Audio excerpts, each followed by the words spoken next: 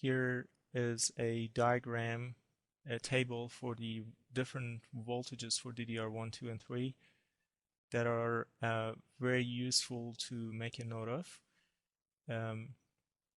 Something to pay attention when you're designing your DDR subsystem is that please be careful with the VREF. Make sure that you, if from all the signals that you pay attention to, the single signal that you need to pay attention a little bit more is VREF. VREF is VDD over 2 and is expected to track the VDD. Here's a diagram of the transmit and receive, and as you can see, all the voltages that were defined in the previous table, they're depicted here to show what each of those values or parameters indicate. Again, if you pay attention to the VREF on the receiver, you can notice that there's a DC component and there's an AC component that needs to be followed, and the limits needs to be maintained. In DDR, unlike other interfaces, the impedance matching is required. That would mean that the reflection must be reduced to 0, and based on this formula that you see on this page, that would mean that the load and the output impedance of the driver must match, and when they match, the reflection would be 0 based on this formula. And here you can see there are different ways that you can provide that impedance matching.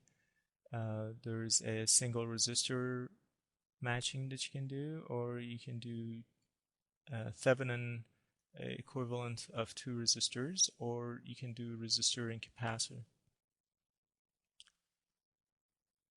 And also here I have provided additional termination that are allowed in SSTL spec, and the only reason I put this here is to indicate that there's no single correct way of doing this. There are so many different ways that you can do this. However, please abide by JEDEC rules, whatever termination scheme you're using. Here is a diagram of DDR1 termination. DDR1 used the resistors or terminations on the board. There were none of these termination resistors were embedded inside the SDRAM. So the number of terminations were very high, as you can notice here. All the signals had to go to a voltage island or voltage bank termination of VTT, which is VDD over 2, and there were also series resistors that had to be used. When we move to DDR2, the termination for data bus was moved inside the chip, and the on-die termination was used both in memory controller and in DRAMs. So the number of termination resistors that were used on the board was reduced. And in DDR3, if a DIMM is used, then there are no termination required on the board. However, if you are not using a DIMM and you are going to lay all the SDRAMs on your board, then pay attention to the VTT termination for address and command. On the on-die termination is a way to reduce the amount of power consumed and also improve the signal integrity on the SDRAMs and memory controller. Here, as you can see, the termination resistors are turned on and off by ODT signal, and the ODT signal is sent just prior to a read or write command to activate these termination resistors. Once the read and write commands are performed and the data has been received and transferred, then the ODT will turn off and these resistors are disconnected from the source, hence not drawing power. The differences between DDR2 and 3 that there are different termination values that are available. The table shown in this picture is a DDR2 suggestion or recommendation by Micron for 2 DIMMs operating at 533 data rate.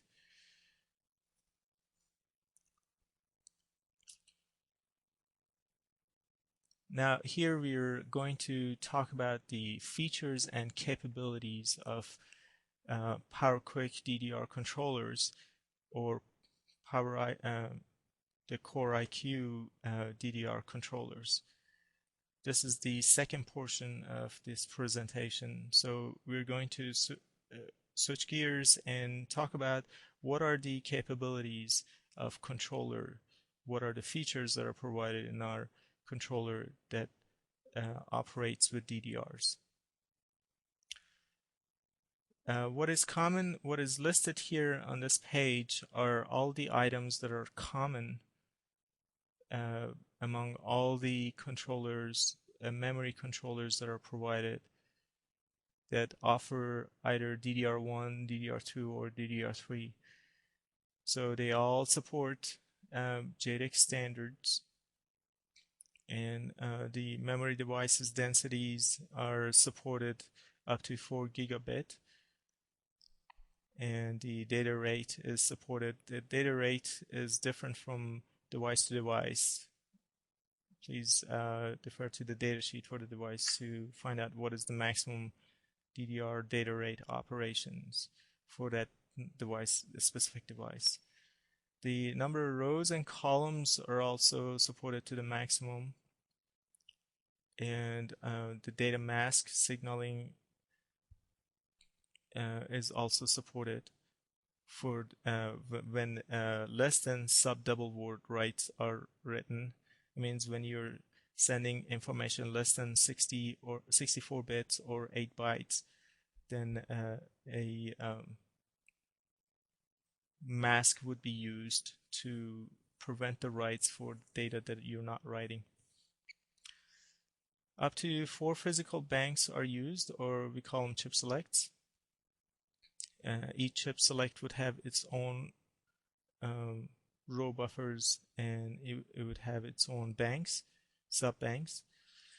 There are physically up to about 8 gigabyte and a total of 16 gigabytes per controller. The interleaving between the 2 chip select or 4 chip selects are available. Memory controller interleaving when more than 2 memory controllers are available. That means if the device that you're using has more than 2 memory controllers, interleaving between the 2 controllers are also provided. Unbuffered or registered DIMMs are supported as well. Continuing the same feature list, there are up to 32 open pages that could be allowed if all the chip selects are selected. And auto pre-charge, which means automatically closing the open row buffers as a function after a read or write happens, after a read or write command is also available. Self-refresh, which is to maintain the DDR content while you are either going into a power management mode or you're powering down on the controller side, is available. Up to 8 posted refreshes are available. The automatic or software controlled memory device initialization is also available. The automatic initialization is a very nice feature where you don't need to worry about all the details of JADEC required steps to initialize the SDRAM. All that is done automatically. We also have ECC available. 1-bit error correction detection is available. The 2-bit error detection is available, and all errors within a nibble or 4 bits are detected.